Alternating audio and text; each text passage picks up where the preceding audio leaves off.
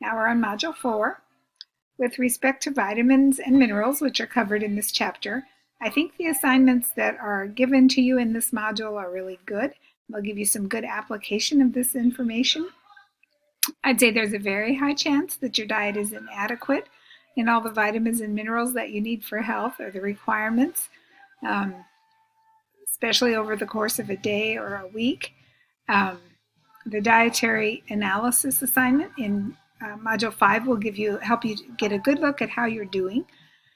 And that is based on the food journal that you're collecting and that you're writing over the course of 3 days during this module. So I encourage you, if you haven't already, to get started on that. I'm always motivated personally by those kinds of exercises. I'm a big fan of getting nutrients through food rather than through supplements. However, I believe strongly that there are situations where supplements are a useful tool to help ensure the adequacy of the diet. I had an experience myself with magnesium this week.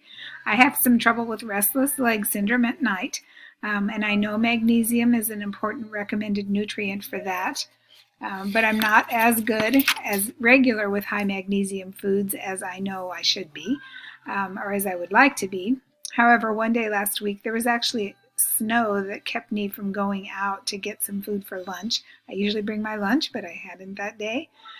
So I raided my snack drawer, and my snack drawer contained at that moment a container of cashews and a package of dates.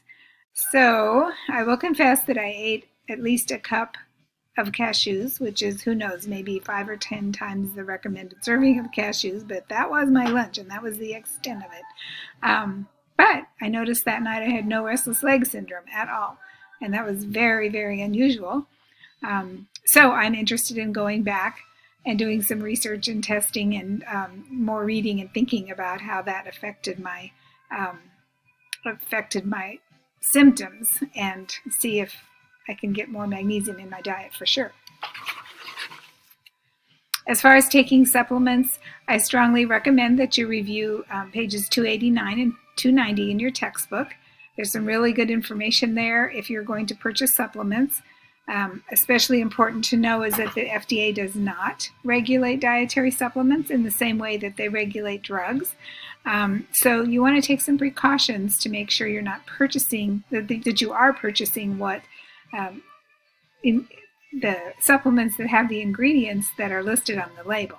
Otherwise, you're completely wasting your money. Most important is to check in some way to see that it's labeled that it has been third-party tested. There is a USP symbol that could be on the actual label, which would probably be the easiest and best way to know. I was a little bit disappointed that the text didn't have an example of what that symbol looks like, but you can look it up. And I would just, probably finish up just by saying that I hope you enjoy this chapter, that you can make some application of it. But that's all that I wanted to cover in this video today.